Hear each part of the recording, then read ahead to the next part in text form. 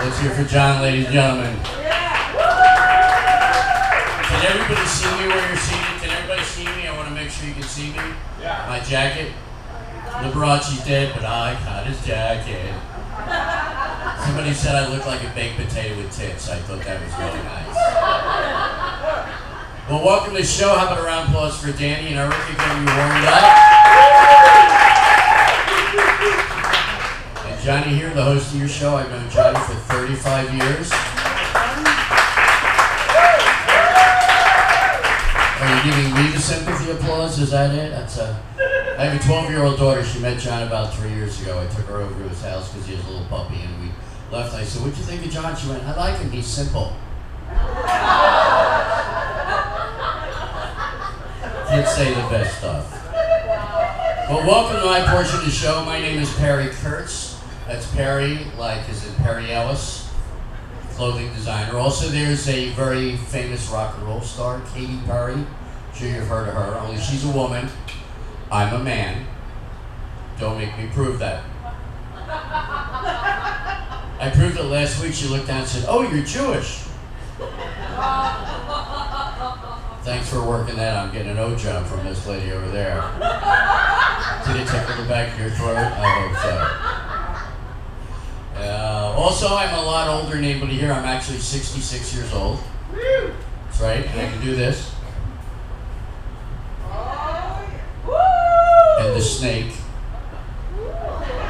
I don't know why that is so funny. I'm 66 years old, and I have a 12-year-old daughter. Thank you very much, ladies. That always gets the same reaction. I do that, I say it, and women all do the same thing. The eyebrows hit the air, and they'll go, "Ah, yeah." So I'm very happy to be alive because I'm 66 years old and I have a 12-year-old daughter. So, but I've also been married to the same woman for 27 years in a row. Nobody's applauding for that. The guys are all going, "Sorry, dude." It's all right, I've been separated for 7. So for 7 years, I've been really, really happy. And I actually met my wife online in 1990. We dated online, so we talked to each other for about 10 minutes. In those days, we didn't have color. We didn't even have pictures. Everything was just black and white, and it was so slow that when you would type a letter, it would have to build itself dot by dot. So I typed my name and it went boop, boop, boop, boop, boop, boop, boop, boop, boop, boop, boop, boop, boop. That was the P alone. By the time my name finished printing on the screen, my wife made a sandwich, ate it, digested it, and made another sandwich. So she called me, we talked for 40 hours over 3 days, and I fell in love with her because she had a southern accent. I traveled a lot with somebody from the South. Where are you from? North Florida. North Florida. That's still part of Earth. She was from South Carolina. You know, South Carolina, there's a lot of inbreeding. I'm serious. I've met people who are their own parents.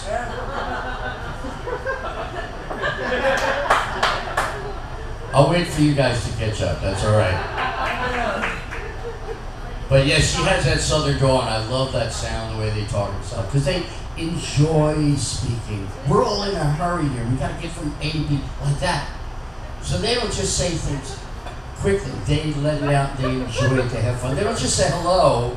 They say, "Hi, how are you? What's up?" Up is a 5-syllable word in the South. But she's from out there, and I fell in love with that. She came to my house. We fell in love, and we were going out for about 6 months. Now, in those days, I drove a motorcycle. I used to live in San Francisco. I left Philadelphia, which is where I'm from. Anybody from Philly? No, I was just trying to get a ride back home, actually, yeah. I was just out there for a week. I just got back yesterday. Right now in Philadelphia, it's 1973, so I'm glad to be back out here. But yeah, I moved from Philadelphia to San Francisco in 1979, and the first job I got, the only way I could make a living, was emceeing at a male strip show for women. So, you know, I have to say a male strip show for women, because, you know, in San Francisco, in those days, there were a lot of guys that were just, let's just say they were really friendly, you know? They were kind of guys who would bend over forwards for you.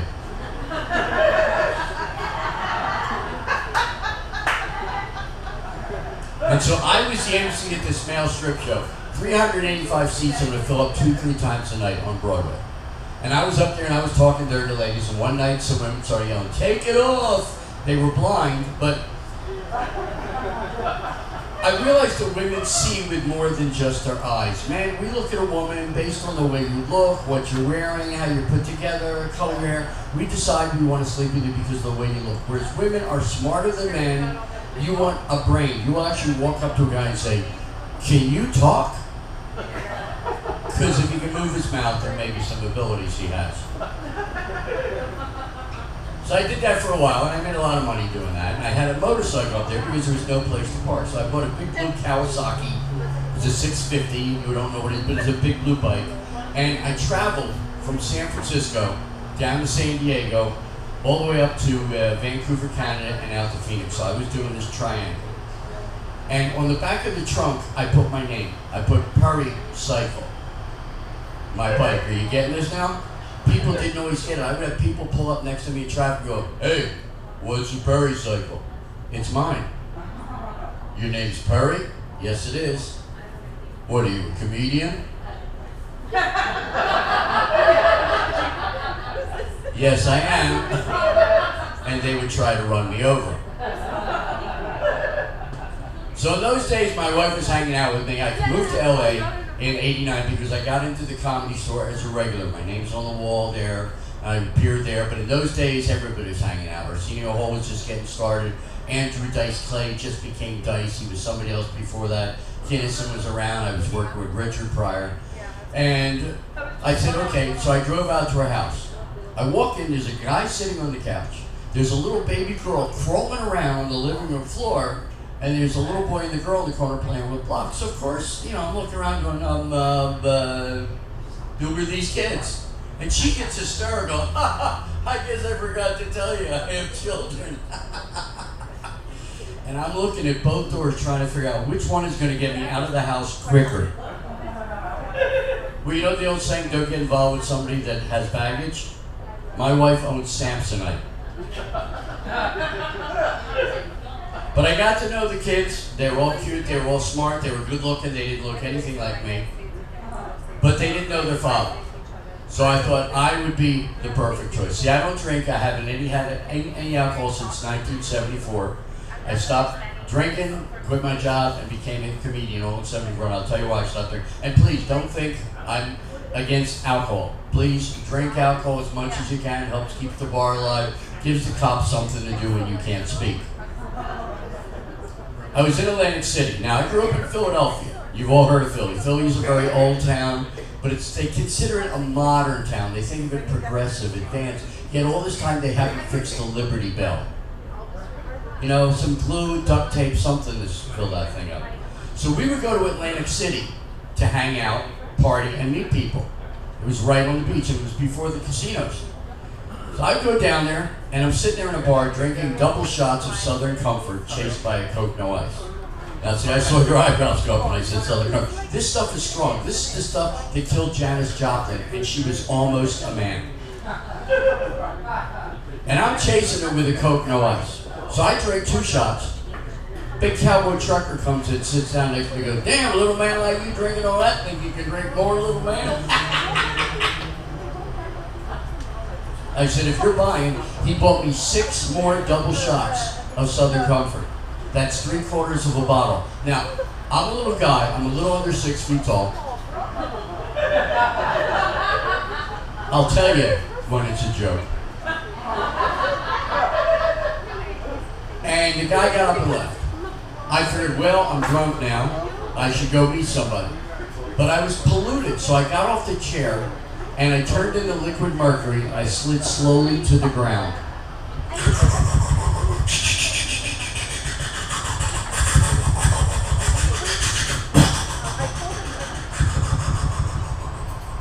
And I'm laying there saying the same thing every drunk man says when he knows he's drunk. Well, I'm drunk as hell. I guess it should be easy to pick up a woman now. You know what I mean, ladies? You ever walk by and they're leaning against the wall? Hey, come here. Hi, excuse me. How you doing? Do you like me? I have a weenie. Well, I did when I came in, man.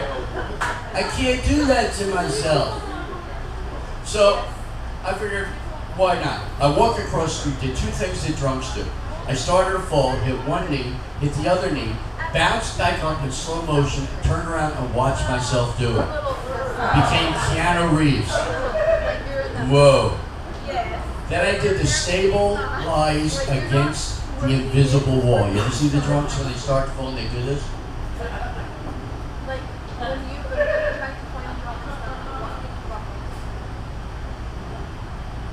They fix their hair and they're fine. So I go to the bar.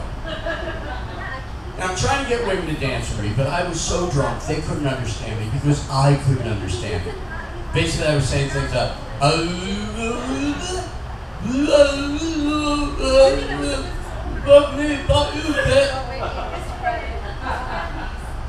got depressed. I wound up in the corner talking to a little girl whose hair was juiced up. Back in the 70s, they used to tease it up and carve it so it looked like lawn sculpture. And I went up to her, and she wasn't really upset. She wasn't flipping me the finger. She wasn't telling me to get away, but she was staring at me, and I didn't know how to react, and I got depressed. I turned around and walked out of the bar, walked across the street, stood on the end of a dock looking down at the cold, dark Atlantic Ocean, watching the waves splash up in front of me, thinking, this is no good, nobody wants me. Ah! I'm gonna kill myself. Yeah! I'm gonna just step right off here. Ah! I stepped off the dock. What I didn't see sticking out was another dock, 6 feet down. Landed on there, smashed my head on a pipe, knocked myself out. I wake up in jail the next morning. I'm laying on my back in jail with like 30 other guys, and I'm laying and I got vomit on my chest, and I'm going, I hope that's my own. My friend bails me out, cost him $1,000 to get me out. Turned out I had climbed 2 10-foot chain link fences to get to the dock. Now I may have been drunk, but I was focused. We're in the car and we're driving. I got this lump on the side of my head the size of a baseball. And I said to him, I was pretty polluted. He says, oh yeah, you were toasted. I said, the last thing I remember, I was in the corner talking to a little girl with big hair. He goes, girl with big hair? You were on your knees talking to a bar stool.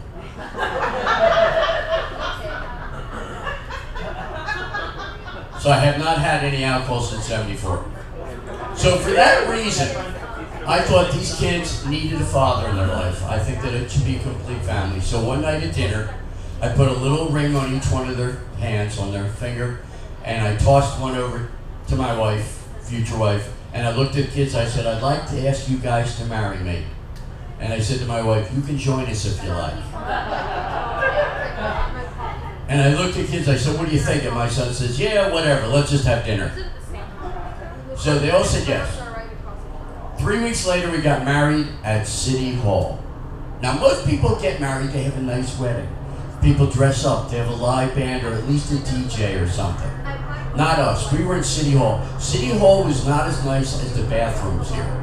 It was all gray and black marble. And I walked up to the counter to ask the guy, and I said, hi, we'd like to get married. He goes, oh yeah, we can marry you. I said, no, we'd like to get married. He said, yeah, we marry. I said, yeah, you marry people? He said, yeah, we do marrying here. We marry all the time. I said, all right, can we get married? He said, yeah, have a seat. We call you when we're ready. I said, all right, sit down. The kids are running around. Finally, we hear, Sarah and Perry, please come in. We walk in, it's the same guy wearing a judge's robe. Only now he's speaking perfect English. It's like he took the Rosetta Stone while he was waiting.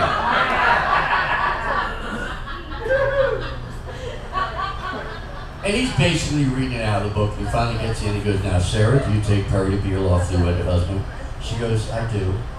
And he goes, and Perry, do you take these people to be your family? And I looked at them and I looked at her and I said, yeah, what the hell, I'm here, right? See, guys, women are laughing because it was a stupid thing to say. And the problem is, men, you have to be careful when you do something stupid because women remember every stupid thing we do forever. You never forget. Screw the elephant's memory. Women remember forever. And they save it until 20 years later when you do something else stupid so they can throw it back in your face to remind you that you're a man and you're an idiot. Sorry, I admit it. We are. We're idiots. That's why you women have children. Your brains are more developed than men. You are able to do more things at one time than men. They have found that the best astronauts in history have done the best job under duress have all been women. That's why you have babies. If we had babies, we would just be laying around in bed going, I feel really sick. You want to have sex? No, with me. So that's why you have the babies. So we got married. We went on the road to travel, doing gigs. First stop on our honeymoon was in Barstow. We didn't even make it to Laughlin. We were in Barstow. We had more teeth than everybody in the town put together.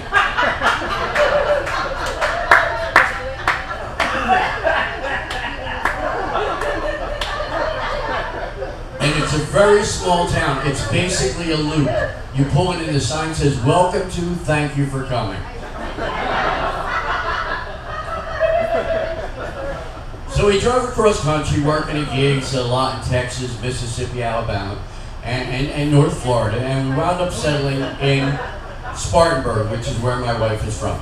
Now she's from a little town called Woodruff, which has about 397 people, and they're all directly related to my wife.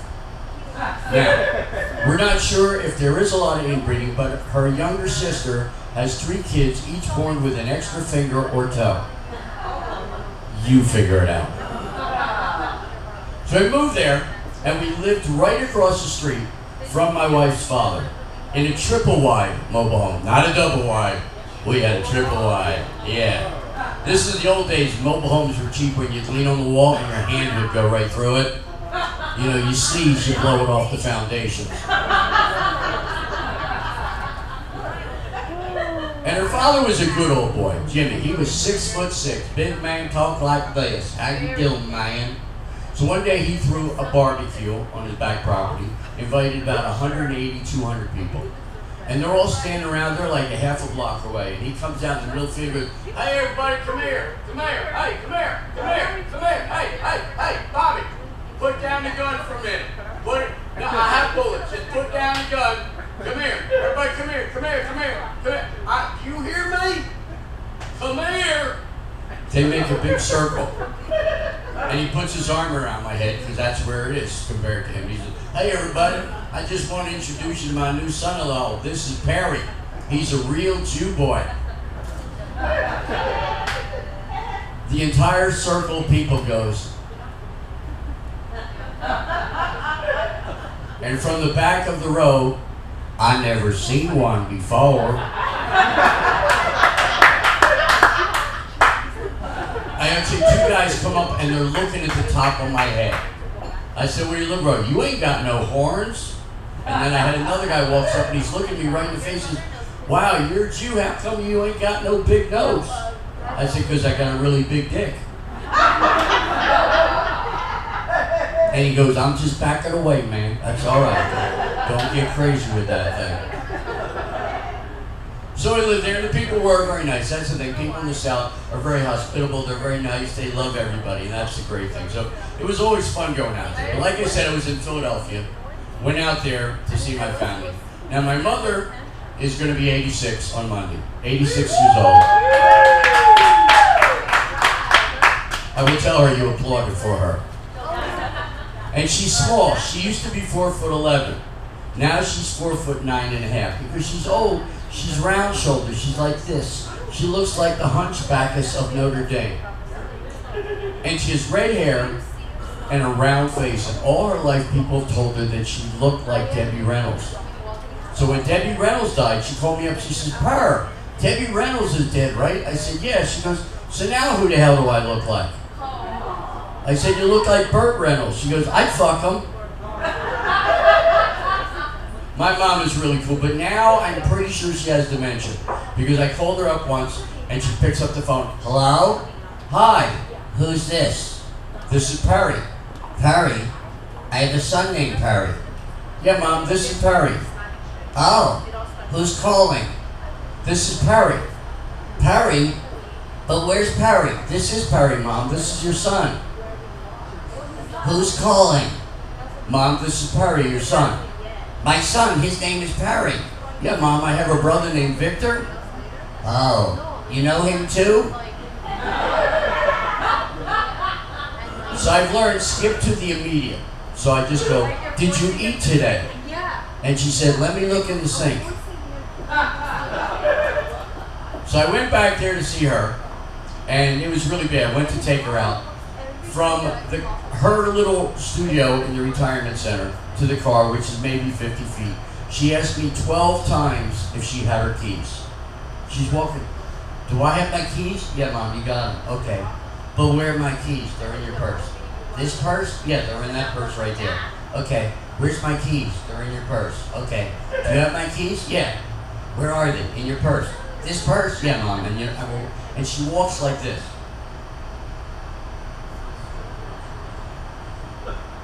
Okay, that's when she was running. When she walks, it was even slower. But she's still great. She's a lot of fun. And I got to spend time with my friends and my brother. We went down to Atlantic City, spent 2 days at the Golden Nugget, which used to be Donald Trump's club. It used to be the Taj Mahal. But they said, we want to keep the place open. Let's take his name off. And I don't want to say that I'm not a fan of Trump. I just said it. So I'm not.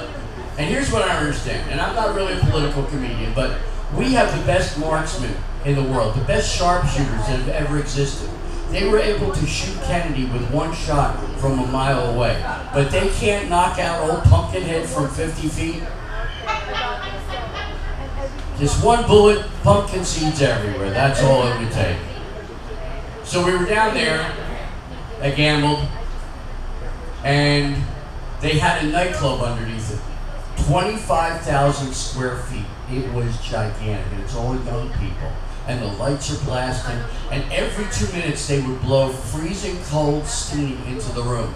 So you're dancing and you instantly go, tss, and you can't see, you can't breathe because you're frozen. And you wait to defrost. But it was all young people. So I figured, whatever, I can dance. So I walked into a crowd of women and I started going. And they're going, oh my God, check out the old man. And all of a sudden, 4 of them backed up on me and twerked at the same time. Yep, I didn't even have to tip them. It was great. And when I get done, every brother in the room is taking pictures of them. Come here, man, let me take a selfie with me. Check out me and the old motherfucker. Look at that, look. Old white man got some game. Check that out. So we flew back. Now, flying, of course, is never a treat anymore. And I was on United Airlines. So, of course, I was making sure not to say anything to anybody because I didn't want to have to leave the plane against my will. But as we're leaving out of Philadelphia, we're sitting there, and they say, it's going to be a little delay, ladies and gentlemen, because we're not sure where the pilots are. They're coming in another plane, and they're not here yet. And they just shut off. They walk away. Plane's full. No open seats. After about 15 minutes, people start rumbling and go, come on, we got to take off. Finally, somebody says, are we leaving? And she says, we're not sure where they are. They're in another plane. So I finally yelled, don't they have a GPS?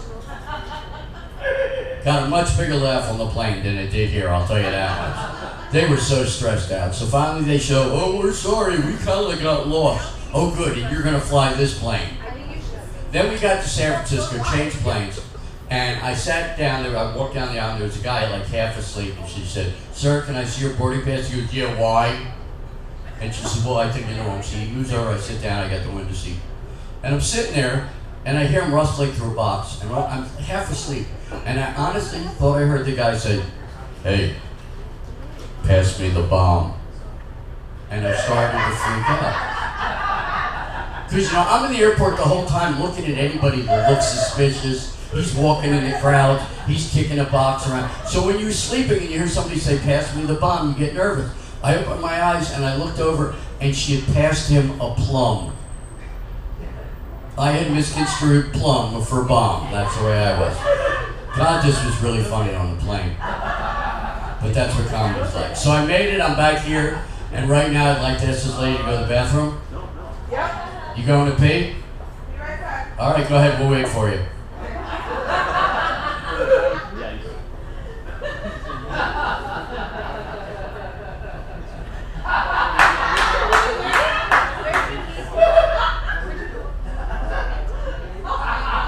Maybe she finds out there's no toilet paper. I heard an oh God. Isn't that the worst thing when you go and there's no toilet paper and you have to run back and forth and air dry? That's why they sell chapstick in the ladies' room. You guys don't know about this stuff. You gotta go too? You're gonna save her while you have some extra? No, but I'll go in the men's and get some. Oh.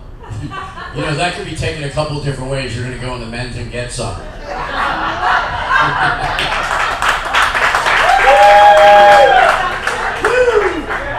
You might want to take a shower before you come back. All right. Wow. I'm gonna go in the men's room and get some. Good for you. Well, he's gonna go help her now. That's good. Oh man. So I'm just happy to be alive, you know, and you all should be. I make most of my money entertaining seniors. I go out to these senior centers where everybody is over 85. To these people, any day above ground is a good day. And they are crazy. They will say anything they want because they all think they're going to die tomorrow. So one of my big things is I always say, who's got a birthday? Who's got a birthday here? And someone will raise their hand. And I had one lady, San Diego, I said, what's your name? She goes, Zita. I said, Rita? She goes, no, Zita, you schmuck. And I said, all right, Zita. And when's your birthday? She goes, today. I said, today's your birthday? She says, yeah. I said, you from New York? She goes, fuck yeah. So I said, well, if today's your birthday, how old are you? She says, today, I'm 85, and these are 10 years old. Now there's glasses on the floor, and with the old people, you have to wait for them to stop laughing before you go in, because they can't laugh and listen at the same time. The faculties go. So I waited for him to quiet down. I said, Zita, listen, I got to ask you, what was it that 10 years ago you decided you needed to replenish? And she grabs them and bounces them one at a time. She goes, hey, they're very popular here. Guy in the back of the room turned out, he was 98. He goes, she's got great tits for an old broad. So that's what they're doing. They're all having sex because they think they're going to die, so it doesn't matter. And there was an outbreak of STDs. Look it up. It's everywhere. It's rampant because they don't care. In Northridge, there are 5 senior centers within 5 miles of each other, and I work all of them. Now, when I get up and do my senior shows, it's all about them. I don't know what I'm going to say. I get there, and you ever go into a job or a new position, when you first get there, they give you a warning. Don't do this. Don't say that. Don't turn on the computer. Don't use this door. Don't park in that spot. All of these warnings. Don't do this. I get there, and she says, do me a favor. Just don't mention the gonorrhea. So, of course, being the rebel, I walked out there and say, so did everybody get their shots today? But they are crazy. I had a couple sitting up front. She had her hand like this on the inside of his knee. So I said, are you guys together? She goes, whatever. I said, how long you been together? She goes, 54 years. I said, that's great. How long you been married? She goes, 4 years. I said, so you knew each other for 50 years and then you got married. What made you rush into this? She looks at him and says, we were waiting for our spouses to die. And that's the way they are. They look at death as inevitable. It's coming, it could be around the corner. You know, I told them there was one night I was sleeping, I'm laying there on my back, all of a sudden I hear a boom. I open my eyes, the Grim Reaper standing there in front of me going, damn it, now I gotta come back. So, oh, you made it. Everything okay? No. No? I'm sorry. Can I get you a warm towel or something? No more soap. More soap? All right, this is a dirty show. I'm sorry. Well, we're glad you made it back. We were worried. We were talking about you. And no, we weren't, but thanks for coming back. Sometimes they leave, we never see them again. They go, I'm not going back to that shit, that's for sure. I'm just out of here. But I'm having a good time. The bottom line is you got to live your life. You got to try and enjoy yourself because you never know when that turn's going to happen. When that piano is going to fall out of a building. So try and enjoy yourself, you know? Now, these old people, like I said, they're limited. They're stuck in these buildings. They can't leave. Most of them don't even know how to use a cell phone. They really don't. And I have a friend out here. She has to go around to the senior centers with a little plastic penis. It's this big. She says, this is average size. I'm going, sure it is. And it's on a stand, and she gets all the men in the room. And then she has to roll a condom down and show them how to put this thing on. They'd never heard of it. She said she was doing it, and one guy's looking at her, and the whole right side of his face started to sweat. Just like, and he's going, oh. And she stopped and goes, you okay? I'm fine. And she finally gets all the way down and goes, oh my God. And he gets up and he leaves, and there's a pup tent in his pants. $28 an hour. Is it worth that kind of money for that aggravation? I don't know. But I'm happy. And you guys should be too now. Do we have anybody here dating? Any couples out there? You guys over there? You guys together? In the middle table? You just friends? You're not shacking up? And this guy's sitting here with you two guys and two women. What is this, gay parents night? What's going on over here? That's all right. Whatever you are. But if you are going to date, please be careful. They're saying if you have unsafe sex, you have a 1 in 100,000 chance of contracting AIDS. Because you don't know. You can't tell by looking. So you have to be safe. You have to use condoms. I believe in them completely. I wear them all the time. I got one on right now. It's kind of neat because when I walk, it slides up and down. And it feels like I'm never alone. You don't want to see me run in place. And now they make condoms for everybody. They make them in colors. How sexy is green? Honey, is that your weenie or a gherkin? I want to get some black ones. That way my dick looks bigger. And that's an old fallacy. You know, some guys think that bigger is better. And most women will tell you that size is not important to them. Right, ladies? Okay, not this group. We got a bunch of hose monsters here, obviously. Well, people are anatomically different. Some women do need a salami down the old hallway, you know. And I've always been afraid of that. I'm afraid I'll put it in, you know, and a hand will grab the end of it. That's way too big for me. When you go down and there's an echo, that's a large vagina. That's all I can say. Now you can get condoms with ribs. I think that's great because I'm always hungry after sex. The sauce is a little runny, but otherwise, yeah. See, after 43 years, I love getting laughs, but it's more fun to get gross an entire audience out. If I get the whole audience going, oh, that's sick. Like once in a while, I will write jokes just for that reason. Now, I do a lot of weird gigs. I've never turned down any show. I did a wedding a month ago. I do biker parties, and they're really disgusting. So if I get up and the crowd's really obnoxious and everybody's yelling at each other and they're screaming and all, and I want to get their attention, I'll just get up there and stop and I'll say, you ever been masturbating on your mother's pillow? And all of a sudden, she wakes up and they all go, and I point to somebody in front, your mother said hi. After that, they're mine. So that's it. But you guys got to enjoy yourself. Laugh when you can. Relax. You're over there, you're drumming on your purse. You look like, I can't wait to get the fuck out of here. Do you have another date? You have to work tomorrow? All right, I'll set my alarm so we don't get up too late. Yeah, like I got a chance. No.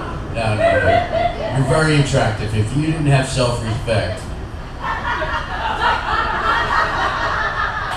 and sight and the ability to get away, I would be all over you. Big thing in the news now is, of course, Bill Cosby. I knew Bill back in the early 80s. I used to have dinner with him once a month. He was great. Through Bill, I got to meet Rodney Dangerfield, who became a very good friend of mine. Oh, I'll tell you a story about Rodney. I was playing this club in New York, and as you know, Rodney does drugs occasionally. So after the show, Rodney says, hey, let's go out back and smoke a joint. We go outside, we're in the alleyways. And the alleyways there, it's dumpsters here, dumpsters there, and dirty water in the middle. And rats so big you can see their facial expressions. And he brings his kid out and he says, hey, this is David. He's going to be my new writer. He's 18. And he goes, hi, Mr. Kurtz. I love watching. You don't know what you're doing. I said, I have no clue. And Rodney says, let's smoke a joint. He takes out a joint, lights it, passes it to the kid. Kid passes it to me. And Rodney turns to the dump and says, you know what? I got to take a leak. and he starts to pee. I pass the joint to the kid. I say, you know what? I gotta pee, and I start to pee on the dumpster. Kid puts the joint down on the dumpster, looks at me, and goes, "This is the best day of my life," because he was peeing with Rodney. So I got to meet him. Got to meet Milton Berle, who is also a good friend of mine. Milton was known in the business as being prodigious. Supposedly he had a very large penis. You've heard the story, right? Either you're saying yes or that's your normal position. But he was known for having a big penis. And I heard a joke from his manager. They were sitting in a restaurant. And a guy walks over and goes, "Hey, Milton Berle, I heard about you. I'll bet you $100 I got a bigger dick than you do." Milton goes, "Get out of here." He goes, "No, $100. I'll bet you I'm bigger." The manager goes, "Milton, it's an easy $100. So Milton says, "All right, let's see what you got." Guy gets up, unzips his pants, takes it out. Milton goes to stand up, and his manager says, "Milton, just take out enough to win."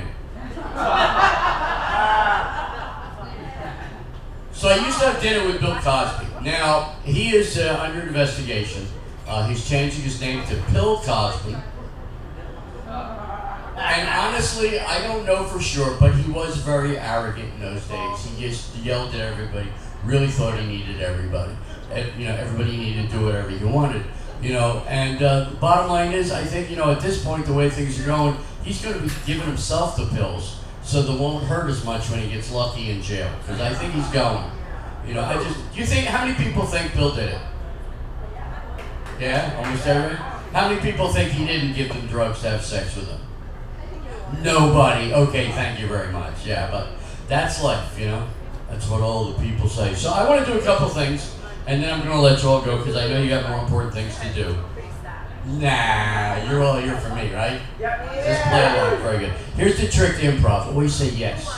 Somebody says your hair's on fire. You go, "Yes, I'm." Always agree. That's what improv is. All right, I'm going to do something a little bit different here. I have an instrument that I'm going to play for you. And in the business, when you have an instrument that swings over your shoulder, it is called an axe, because you can swing it like an axe. Mine's a little different.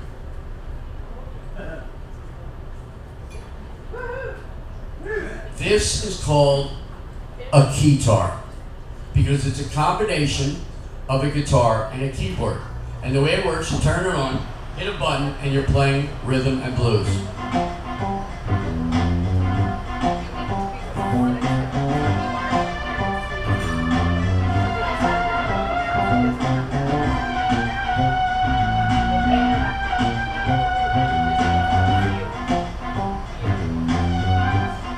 And when you're done, what you gotta do is hit one button and it wraps it up for you.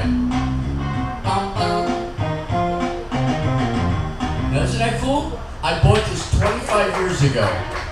I wasn't expecting applause, but that's very kind of you. I bought this 25 years ago for $50 in a Ralph's Market. It was located over the freezer section. Have you ever looked at the stuff up there? There are things that you can't imagine ever existed. I saw an 11-slice toaster. Not 10, not 12. 2 rows of 5, and 1 more on top. Like, this guy was not that drunk. He said, "Well, I'll just add 1 more to the top." So I saw this thing, and it does everything for you. It plays. You don't need to pay. All you got to do is shove a couple batteries in there, and it's good for you.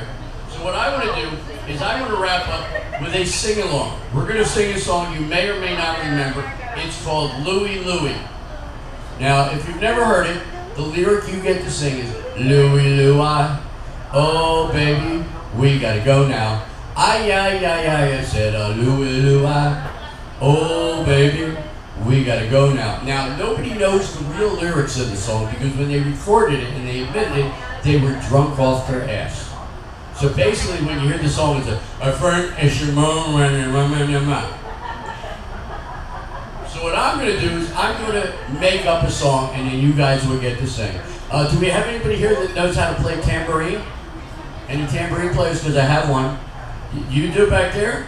Would you like to play? You want it like that? Was there a fly near your face or you just brushing away? All right, I thought maybe we'd get somebody to jam me. All right, here we go.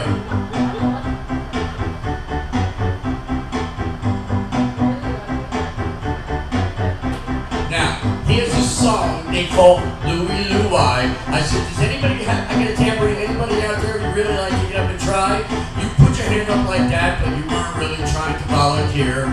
But I really thought I had a goddamn good chance of getting you to walk up here. And you could have been playing, that's right. Do you even understand?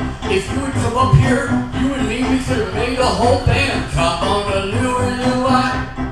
Oh, baby, we gotta go now. Ay, ay, ay. A Louie Louie.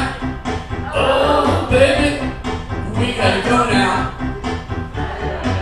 Wow, you did real good when we went the first time. The second one, well, you ran out of air, that's fine. Now, these two are just talking, she's playing with a purse and fixed her hat. You're ready to go, that's okay, I'm down with that. You got something to do, I got 2 thumbs for you too.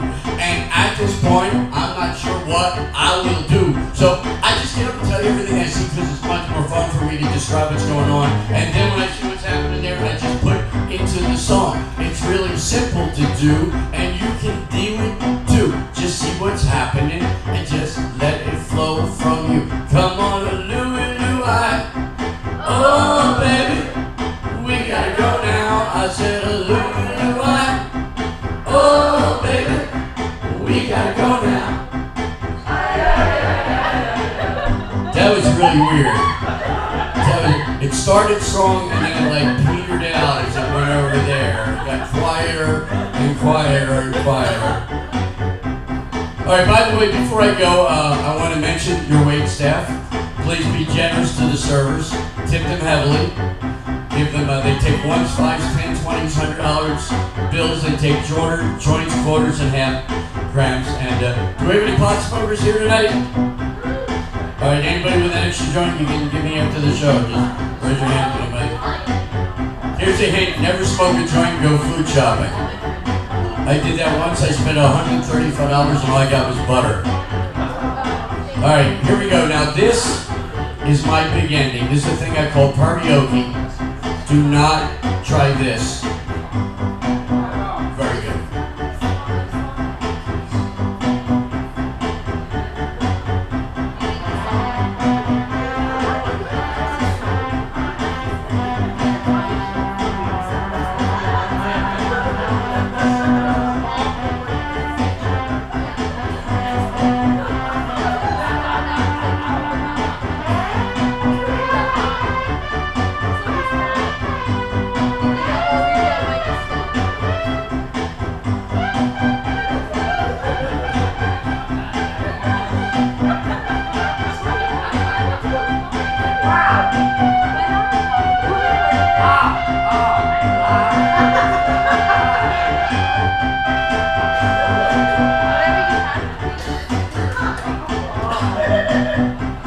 My tongue's bleeding and you're laughing, that's right.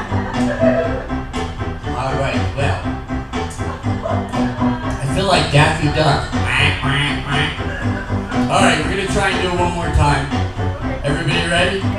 Here we go. And 2, 3. A Louie Louie. Oh, baby, we gotta go now. Ay, ay, ay, ay, ay, a Louie Louie. Oh, baby, we gotta go now. Ay, ay, ay, ay. I want to thank you all for coming down. Please be good to each other. Watch for the cops out here. They got nothing else to do but pull you over. Give you a little secret. When you get pulled over because you were going fast, go into the help mode. When they pull you over, turn off your motor. Turn on your overhead light. Put the keys on the dashboard. Put your hands on the steering wheel and go, I am so glad you stopped me. I am so lost. And give them directions where you're going. Then they want to serve you. That will work in most cases. Whatever you do when they say, do you know why I pulled you over? Don't say because you're an asshole. That doesn't work. Took me 5 times, but I've learned. So that's it for me and everybody here. My name's Kurtz. You guys have been absolutely great. Have a good night.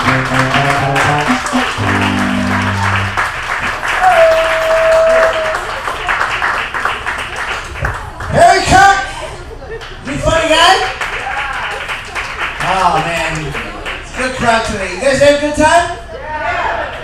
I'm so glad you guys came. A lot of people showed up. Support me and Danny and everybody. So I just wanted to say thank you again for Erica Rhodes. Erica!